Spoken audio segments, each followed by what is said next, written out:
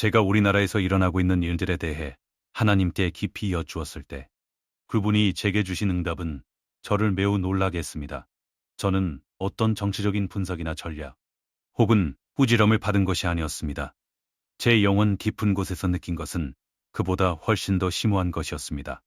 그것은 세상의 소란스러움을 뚫고 지나가 하나님께서 수천 년 동안 사용해 오신 성경적 패턴으로 곧장 들어가는 것이었습니다. 가장 먼저 그분이 제게 분명히 하신 것은 하나님께서는 언제나 불완전한 사람들을 사용하여 비범한 목적을 이루신다는 사실이었습니다. 하나님께서 저에게 그 사실을 상기시켜 주셨을 때 저는 찔림과 동시에 명확함을 느꼈습니다. 왜냐하면 때때로 우리는 하나님께서 선택하시는 그릇이 우리가 선택할 법한 그릇과 거의 닮지 않았다는 사실을 잊어버리기 때문입니다. 성경 전체를 통해 알 수 있듯이 하나님께서는 지속적으로 뻔한 선택을 건너뛰십니다. 그분은 세련된 자를 찾지 않으시고 기꺼이 순종하는 자를 찾으십니다. 모든 것을 갖춘 자를 찾지 않으시고 그분이 빚으시고 방향을 틀어 힘을 실어줄 수 있는 자를 찾으십니다. 바로 그때 저는 주님께서 제 마음을 쿡 찌르시며 이렇게 물으시는 것을 느꼈습니다. 내가 오늘날 행하는 일이 과거에 늘 해왔던 일과 같거늘 너는 어찌하여 놀라느냐. 그 말씀은 저를 멈칫하게 만들었습니다. 왜냐하면 그것은 사실이었기 때문입니다. 우리는 종종 하나님께서 일해 주시기를 기도하지만 막상 그분이 예상치 못한 누군가를 통해 움직이시면 우리는 그 기적보다는 방식의 의문을 제기합니다. 그 순간 저는 깨달았습니다. 우리 중 많은 이들이 인물 그 자체에 너무 집중한 나머지 하나님의 패턴을 잊고 있었다는 것을 말입니다. 하나님의 패턴은 거칠고 대담하며 가망 없어 보이는 자들을 택하여 안주하는 자들을 흔들고 잠든 자들을 깨우는 도구로 삼으시는 것입니다. 때로는 온화한 목자를 보내시기도 하지만 때로는 시스템을 뒤흔드는 사람을 보내어 기초가 드러나게 하십니다. 우리가 그 도구에 동의하든 하지 않든 우리가 던져야 할 질문은 이것입니다. 하나님, 이 순간을 통해 우리에게 무엇을 보여주려 하십니까? 기도하는 중에 저는 주님께서 인간의 결점에 위축되지 않으신다는 것을 보여주시는 것을 느꼈습니다. 그분은 결코 그런 적이 없으십니다. 하나님께서는 누군가가 완벽해질 때까지 기다렸다가 쓰시는 분이 아닙니다. 만약 그것이 조건이었다면 그분과 함께 일할 사람은 아무도 없었을 것입니다. 그분이 보시는 것은 가용성, 용기, 그리고 반대에 맞서 굳건히 서려는 의지입니다. 때로는 한 사람을 논란의 중심에 서게 만드는 바로 그 특성이 남들은 두려워 도전하지 못하는 장벽을 무너뜨리는데 하나님께서 사용하시는 도구가 되기도 합니다. 이것은 우리가 어떤 인간을 영적인 받침대 위에 올려놓아야 한다는 뜻이 아닙니다. 약점이 없는 척해야 한다는 뜻도 아닙니다. 리더가 내리는 모든 결정을 신성시해야 한다는 뜻은 더더욱 아닙니다. 이것이 의미하는 바는 하나님께서 우리의 기준인 세련됨과 포장에 맞춰 움직이셔야 한다고 단정짓는 것을 멈춰야 한다는 것입니다. 하나님께서는 자신의 목적을 이루기 위해 인간의 성품이라는 지저분한 현실 속에 들어오시는 것을 언제나 거리낌 없어 하셨습니다. 그리고 만약 그분이 불완전한 사람들을 통해 일하시는 것을 주저하지 않으신다면 우리 또한 그분이 우리가 완전히 이해하지 못하는 방식으로 다시 일하고 계실지도 모른다는 사실을 인정할 만큼 겸손해져야 합니다. 기도하는 동안 주님께서는 제 마음에 부드러운 짐을 지워주시며 표면 너머를 보라고 재촉하셨습니다. 제 감각을 거스르는 것들에 즉각적으로 반응하는 것을 멈추고 대신 헤드라인 뉴스 이면에서 그분이 무엇을 조율하고 계신지 여쭈어 보라고 하셨습니다. 그리고 저는 그분이 이렇게 말씀하시는 것을 느꼈습니다. 그릇에 매몰되지 말고 사명을 보라. 그 순간을 보고 무대 뒤의 영적 긴장감을 보라. 하나님께서는 사람을 무작위로 선택하지 않으십니다. 그분은 의도적으로 그들을 배치하십니다. 그리고 우리가 선택하지 않았을 누군가를 그분이 선택하실 때 그것은 종종 우리가 아직 인식하지 못한 목적과 부합하는 무언가를 그분께서 그 사람 안에서 보셨기 때문입니다. 그 깨달음은 단순히 제 생각을 바꾼 것이 아니라 저를 겸손하게 만들었습니다. 그것은 하나님께서 예상치 못한 자를 통해 움직이시는 이유가 그 예상 밖의 상황이 다른 무엇보다도 우리 마음의 상태를 드러내기 때문임을 상기시켜 주었습니다. 그분은 우리의 분별력을 원하십니다. 그래서 하나님께서 제게 보여주신 것이 저에게 충격을 주었던 것입니다. 왜냐하면 그것은 트럼프라는 인물에 관한 것이 전혀 아니었기 때문입니다. 그것은 하나님께서 일하시는 방식, 그분이 선택하시는 방식, 그리고 우리의 영을 띄우기 위해 우리의 가정을 뒤엎으시는 방식에 관한 것이었습니다. 그리고 진짜 충격은 바로 여기서 시작됩니다. 기도를 계속하면서 제 영혼 안에서 또 다른 무언가가 솟아오르기 시작했습니다. 그것은 거의 속삭임처럼 느껴졌지만 명령의 무게를 지니고 있었습니다. 마치 하나님께서 저를 저의 자연적인 본능 밖으로 불러내어 더 깊은 분별의 영역으로 초대하시는 것 같았습니다. 그 순간 저는 그분이 제 마음에 깊이 새겨주시는 것을 느꼈습니다. 외모로 판단하지 말고 영으로 분별하라. 그 말씀은 제 생각 속에서 메아리치며 머물렀습니다. 그것은 마치 우리가 눈으로 보는 것이 하나님께서 행하시는 일의 극히 작은 부분일 뿐이라는 것을 상기시켜 주시는 것 같았습니다. 우리는 모두가 의견을 가진 시대, 모든 헤드라인이 저마다의 이야기를 하는 시대, 모든 목소리가 들려지기를 요구하는 시대에 살고 있습니다. 그러나 가장 큰 목소리가 항상 진실한 것은 아니며 가장 잘 다듬어진 이야기가 항상 하나님에 의해 형성된 것은 아닙니다. 저는 주님께서 저를 그리고 우리 모두를 한 걸음 물러서서 영적인 시각은 육적인 시력과 다르다는 것을 기억하라고 부르시는 것을 느꼈습니다. 우리는 어떤 사람, 어떤 지도자, 어떤 상황을 보고 겉모습을 보았기 때문에 그것을 이해한다고 생각할 수 있습니다. 하지만 하나님께서는 중심을 보시고 동기를 보시고 사명을 보시고 논란 아래에 흐르는 영적 기류를 보십니다. 진실은 이렇습니다. 우리의 감각은 우리를 잘못 인도할 수 있고 감정은 우리의 인식을 흐리게 할 수 있습니다. 우리의 편견은 우리가 인정하든 안 하든 확신이라는 가면을 쓰고 자신을 위장할 수 있습니다. 그리고 우리가 조심하지 않으면 우리는 하나님께서 드러내시는 것에 반응하는 것이 아니라 눈에 보이는 것에 반사적으로 반응하게 됩니다. 저는 주님께서 저에게 소음을 넘어설 것을, 모든 것을 정치적인 렌즈로 걸러보는 것을 멈출 것을 도전하시는 것을 느꼈습니다. 대신 이렇게 물으라고 하셨습니다. 성령님, 이 시간에 무엇을 말씀하고 계십니까? 이 질문 하나만으로도 전체적인 관점을 바꿀 수 있습니다. 왜냐하면 우리가 겉모습으로 판단할 때 우리는 종종 성급하게 판단하기 때문입니다. 우리는 눈에 보이는 것에 근거하여 결론을 내리고 하나님의 일은 정한 때가 되기 전까지 종종 감추어져 있다는 사실을 잊어버립니다. 그리고 트럼프처럼 호불호가 갈리는 인물에 관해서라면 외적인 인상에 의존하려는 유혹은 더욱 큽니다. 누군가는 영웅을 보고 누군가는 위협을 봅니다. 하지만 하나님께서는 양쪽 모두가 알아차리지 못하는 더 깊은 미행가를 보고 계십니다. 그리고 우리가 오로지 인간적인 시각에만 의존하는 순간 우리는 하나님께서 실제로 말씀하시는 것을 들을 수 있는 명확함을 잃게 됩니다. 저는 하나님께서 저에게 추측이 아닌 기도의 자세로 들어가라고 재촉하시는 것을 느꼈습니다. 바깥의 귀로 반응하기보다는 내면의 귀로 경청하라고, 그리고 그분께 이렇게 여쭈라고 하셨습니다. 제가 무엇을 놓치고 있습니까? 헤드라인이나 감정, 의견으로는 분별할 수 없는 영적인 일이 무엇입니까? 때로는 자연적인 관점에서 우리를 불쾌하게 하는 바로 그것들이 영적으로 우리를 자극하기 위해 하나님께서 사용하시는 도구가 되기도 합니다. 그분이 그 사람의 모든 것을 지지하시기 때문이 아니라 우리 안에 무언가를 깨우기를 원하시기 때문입니다. 분별력은 누군가에게 동의하거나 반대하는 것이 아닙니다. 그것은 이 순간을 통해 하나님께서 무엇을 하고 계신지를 인지하는 것입니다.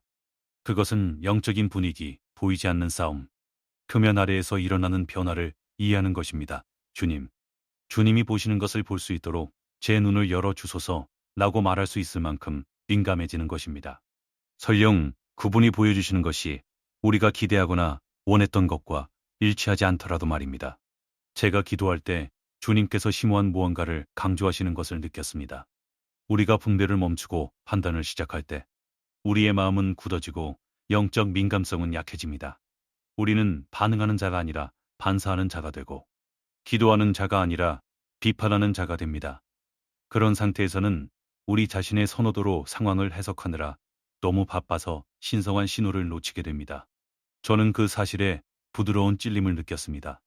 왜냐하면 성령께서는 어수선한 마음을 통해서는 말씀하지 않으시고 항복한 마음을 통해 말씀하신다는 것이 기억났기 때문입니다. 우리가 이 시간에 하나님께서 무엇을 하고 계신지 분별하고 싶다면 그것이 트럼프를 통해서든 다른 어떤 지도자를 통해서든 간에 우리는 하나님의 속삭임이 소음을 뚫고 들려오는 그 조용한 경청의 자리로 돌아가야 합니다. 결국 저는 깨달았습니다. 하나님께서 제게 진정으로 보여주신 것은 트럼프를 다르게 보는 것에 관한 것이 아니라 하나님을 더 명확하게 보는 것에 관한 것이었습니다. 여러분이 하나님을 명확하게 볼 때 다른 모든 것은 초점이 맞춰집니다. 바로 그곳에서 진정한 분별이 시작됩니다. 주님께서 보여주시는 것들과 함께 계속 머물러 있을 때 더 깊은 무언가가 펼쳐지기 시작했습니다. 그것은 제 관심을 특정 대인에게서 떠나 사람들의 상태로 되돌리는 전환점이었습니다. 마치 하나님께서 제 얼굴을 부드럽게 돌리시며 사람을 보지 말고 나라를 보라고 말씀하시는 것 같았습니다. 기도를 하면 할수록 한 나라의 흥망성쇠는 단 한 명의 지도자 때문이 아니라는 것을 그분이 분명히 하시는 것을 느꼈습니다. 나라는 그 안에 있는 사람들의 마음의 집단적인 자세에 따라 일어나기도 하고 무너지기도 합니다. 우리는 미래가 누가 집무실에 앉느냐에 달려있다고 계속 생각하지만 하나님께서는 미래가 누가 그분 앞에 무릎 꿇느냐에 달려있다고 계속 상기시켜 주십니다. 저는 성령께서 우리가 사람에게 공을 돌리거나 비난을 퍼붓는데 너무 성급한 시기에 접어들었다는 것을 보여주시는 것을 느꼈습니다. 영적인 변화는 결코 한 사람의 결과물이 아니라는 사실을 잊은 채 말입니다. 그것은 언제나 하나님께로 돌아서는 사람들의 결과입니다. 성경은 결코 만약 대통령이 스스로를 낮추고 기도하면 내가 그 땅을 고칠 것이다 라고 말하지 않습니다. 성경은 만약 내 백성이라고 말합니다. 바로 그 지점에서 찔림이 자리 잡기 시작했습니다. 만약 하나님께서 그분의 백성을 부르고 계신다면 책임은 워싱턴에만 있는 것이 아닙니다. 그것은 모든 거실, 모든 교회, 그리고 그분의 목소리를 듣는 모든 마음 안에 있습니다. 기도를 계속하면서 저는 우리가 보는 이 혼란이 종종 표면 아래의 영적 상태를 반영하는 것임을 주님께서 보여주시는 것을 느꼈습니다. 마음이 표류하면 나라도 표류합니다. 사람들이 경외심을 잃으면 문화는 도덕적 나침반을 잃습니다. 믿는 자들이 신념보다 안락함을 택하면 그 땅은 영적으로 메마르기 시작합니다. 이것은 정치적인 문제가 아니라 영적인 문제입니다. 그리고 영적인 문제는 정치적인 도구로 해결될 수 없습니다. 그것은 회개, 겸손, 연합, 그리고 무엇보다도 기도를 필요로 합니다. 그러나 변화로 이어지지 않는 기도는 충분하지 않습니다.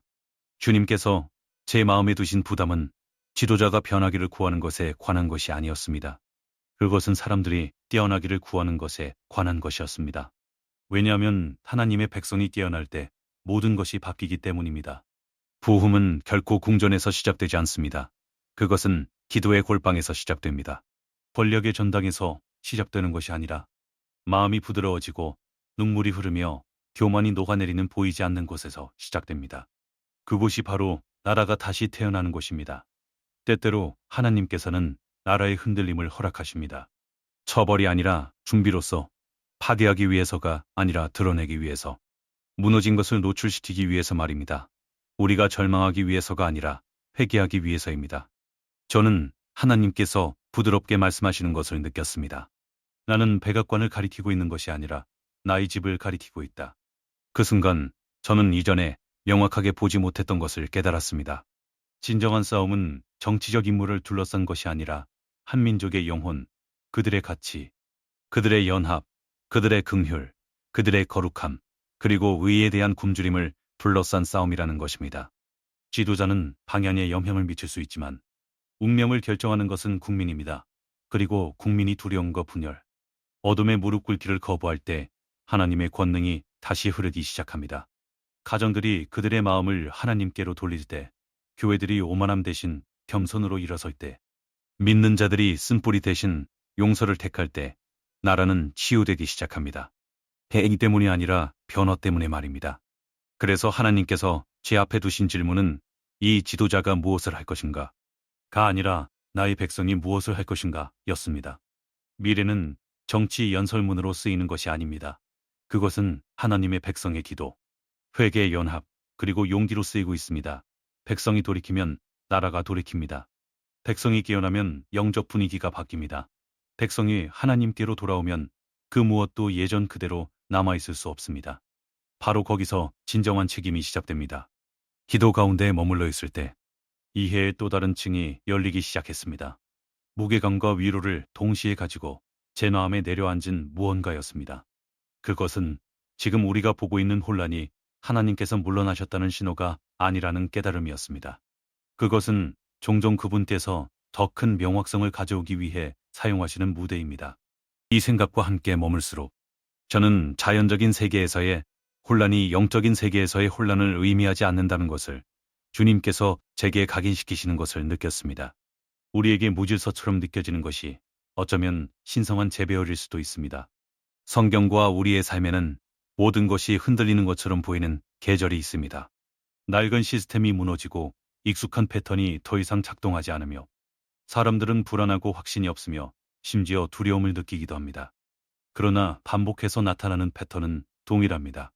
하나님께서는 그분의 백성을 파괴하기 위해서가 아니라 일시적인 것과 영원한 것을 분리하기 위해 흔들림을 허락하십니다. 환상을 걷어내어 진리를 드러내시려고 우리를 붙잡고 있던 문들을 닫고 우리가 전에는 걸어 들어갈 준비가 되지 않았던 문들을 여시려는 것입니다. 기도할 때 저는 주님께서 흔들림을 두려워하지 말라. 그것은 내가 명확하게 볼 수 있도록 준비시키는 것이다 라고 말씀하시는 것을 느꼈습니다. 그리고 평온함이 저를 덮치는 것을 느꼈습니다. 왜냐하면 때때로 하나님께서는 우리가 잘못된 것들을 붙잡는 것을 멈추게 하시려고 우리 발밑의 땅이 흔들리게 두셔야 하기 때문입니다. 때때로 그분은 우리가 마침내 몸을 기울여 그분의 속삭임을 듣게 하시려고 소음이 커지게 두셔야 합니다. 때때로 그분은 갈등과 분열을 허용하시는데 이는 혼란을 기뻐하셔서가 아니라 숨겨진 것을 드러내고 동기를 표면으로 끌어올려 진정한 싸움이 어디에 있는지를 보여주시기 위함입니다. 이것은 단지 트럼프나 정치나 문화에 관한 것이 아닙니다. 이것은 하나님께서 우리나라 안에서 행하고 계신 영적 정제 작업에 관한 것입니다. 흔들림은 우리가 소망을 어디에 두었는지를 드러냅니다. 그것은 우리 믿음의 강도를 시험합니다. 우리가 무엇을 신뢰하고 무엇을 두려워하며 무엇을 보물로 여기는지를 드러냅니다. 그리고 저는 주님께서 이런 순간들에는 명확함이 헤드라인이나 논쟁을 통해 오는 것이 아님을 강조하시는 것을 느꼈습니다.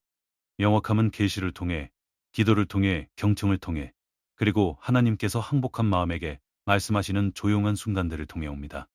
세상이 혼란스럽게 느껴질 때 하나님은 종종 가장 가까이 계십니다. 소음이 가장 클 때 우리가 기꺼이 듣고자 한다면 그분의 방향은 더 날카로워집니다. 불안정하게 느껴지는 것이 실제로는 하나님께서 우리의 기초가 되어서는 안 될 것들의 소나기를 느슨하게 하시는 것일 수 있습니다. 왜냐하면 진실은 그분은 그분의 백성이 견고히 설 수 없는 것 위에 믿음을 세우는 것을 허락하지 않으실 것이기 때문입니다. 지도자도 시스템도 정치적 비전도 아닙니다. 오직 그분만이 우리의 기초입니다. 저는 하나님께서 그분의 백성을 혼란의 표면 넘어 더 깊은 것을 보도록 초대하고 계심을 느꼈습니다.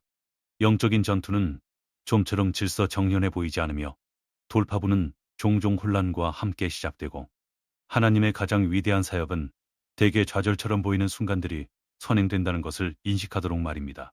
그리고 때로는 우리가 느끼는 충격은 단순히 하나님께서 우리가 보고 싶어 하지 않았던 것을 노출시키신 결과일 뿐입니다. 우리가 깨진 줄도 몰랐던 것을 그분이 치유하실 수 있도록 말입니다. 이스라엘 백성이 홍해와 바로의 군대 사이에 갇혔을 때 그것은 혼란처럼 보였지만 실제로는 하나님의 권능에 대한 가장 위대한 계시 중 하나를 위한 준비였습니다. 요셉이 배신당하고 감옥에 갇혔을 때 그것은 비극처럼 보였지만 민족을 구원하는 길레였습니다. 제자들이 십자가 위에 예수님을 보았을 때 그것은 패배처럼 보였지만 부활로 가는 문이었습니다. 패턴은 명확합니다. 신성한 명확함은 종종 인간의 혼란이라는 포장지에 쌓여옵니다. 그래서 제가 우리나라의 소란을 볼 때, 분열과 분노, 두려움과 불확실성을 볼 때, 저는 버림받은 나라를 보는 것이 아닙니다.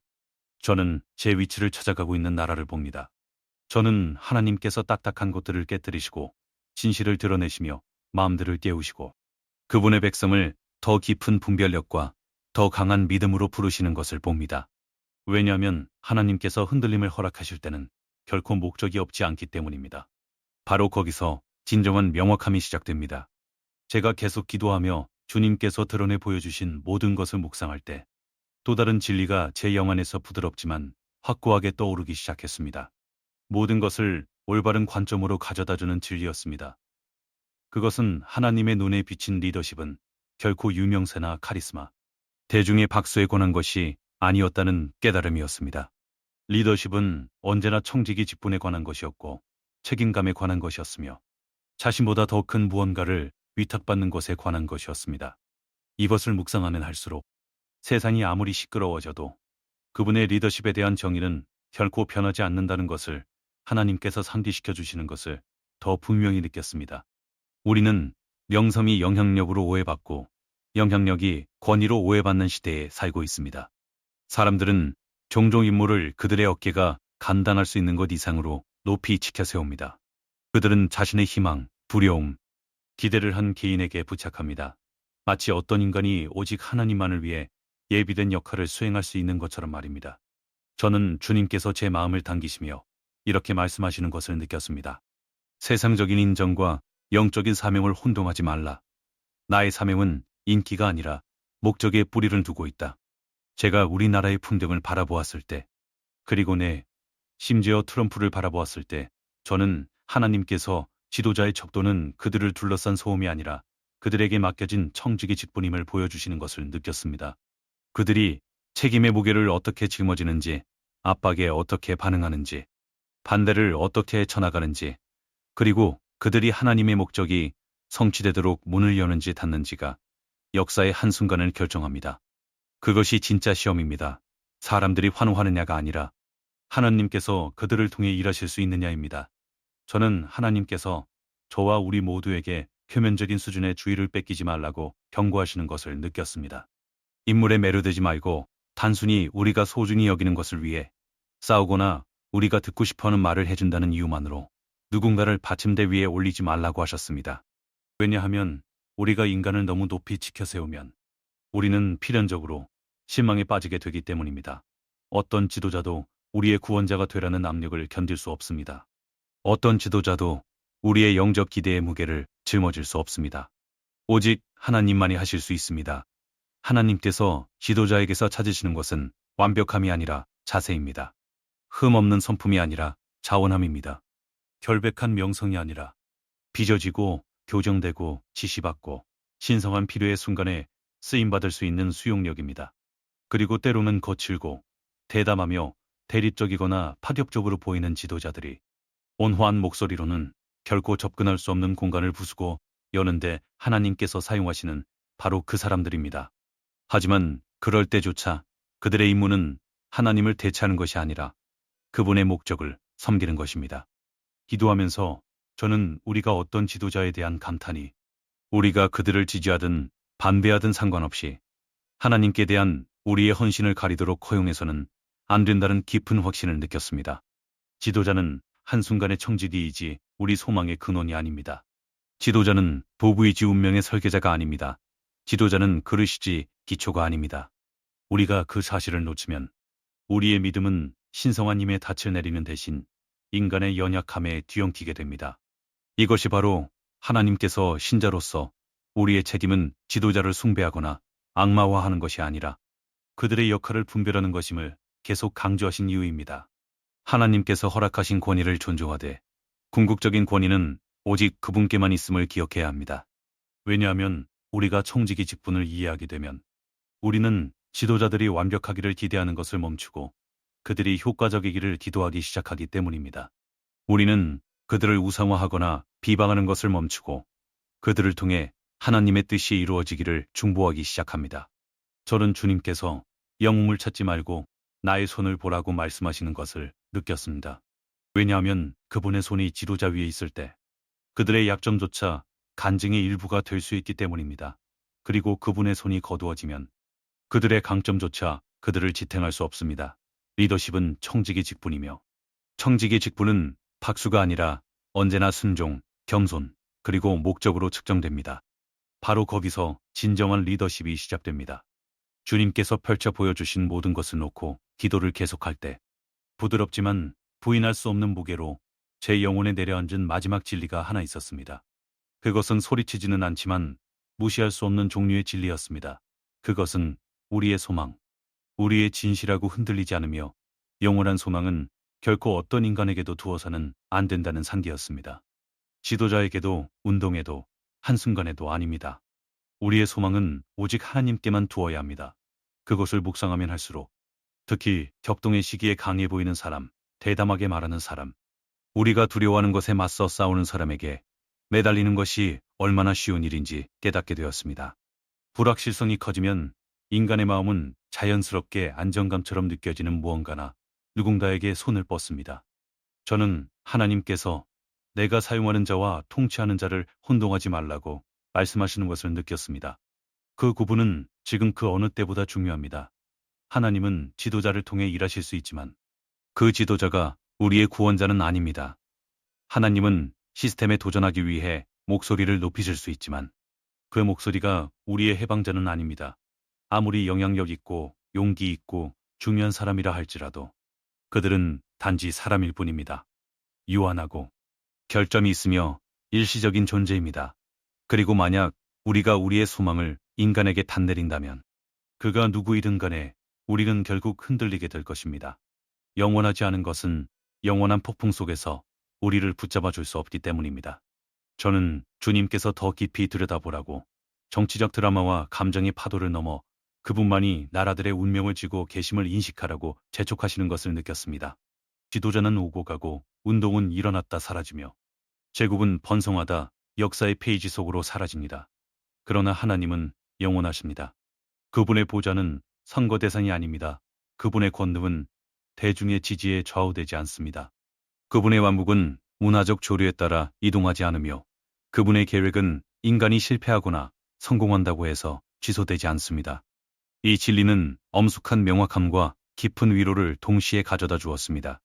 왜냐하면 이것은 우리가 미래를 두려워할 필요가 없다는 것을 의미하기 때문입니다. 우리는 누가 이끌고 누가 이끌지 않는지를 두려워할 필요가 없습니다. 우리 주위를 소용돌이치는 불확실성을 두려워할 필요가 없습니다. 우리의 소망은 세상의 안정에 묶여 있는 것이 아니라 신성한 주권에 닻을 내리고 있습니다. 기도할 때 저는 하나님께서 그분의 백성이 어떤 한 사람에게 너무 많은 희망을 걸면 그분의 목소리를 놓치게 된다고 상기시켜 주시는 것을 느꼈습니다. 그들은 분별하는 대신 반응하게 되고 닻을 내리는 대신 불안해하며 연합하는 대신 분열됩니다. 잘못 배치된 소망은 약해진 소망이 됩니다. 그러나 소망이 있어야 할 곳, 변치 않는 하나님의 손에 놓일 때 모든 것이 바뀝니다. 우리의 관점이 바뀌고 두려움이 사라지며 분별력이 날카로워지고 영이 안정됩니다. 이것은 우리가 리더십에 대해 관심을 끊거나 우리 주변 세상에서 손을 떼라는 의미가 아닙니다. 절망 대신 명확함을 가지고 참여한다는 뜻입니다. 두려움 대신 믿음으로 기도한다는 뜻입니다. 지도자들을 우상으로 만들지 않으면서 지지한다는 뜻입니다. 우리는 확신을 가지고 투표하지만 오직 한 분만을 경외함으로 예배합니다. 그리고 저는 주님께서 이렇게 말씀하시는 것을 느꼈습니다. 네가 사람에게 소망을 두면 실망할 것이나 내가 나에게 소망을 두면 너는 흔들리지 않을 것이다. 왜냐하면 하나님은 단지 개인의 하나님이 아니시기 때문입니다. 그분은 열방의 하나님이십니다. 그분은 세우기도 하시고 낮추기도 하시며 인도하고 교정하시며 보호하고 회복시키시는 분입니다. 우리가 헤드라인 위로, 인물 위로, 긴장 위로 눈을 들 때 우리는 우리보다 훨씬 더 큰 지혜로 움직이시는 하나님의 손을 보기 시작합니다. 이 모든 것에서 진짜 충격은 트럼프에 관한 것이 전혀 아니었습니다. 그것은 하나님께서 저의 초점을 살아내게서 그분 자신에게로 다시 돌리고 계시다는 깨달음이었습니다.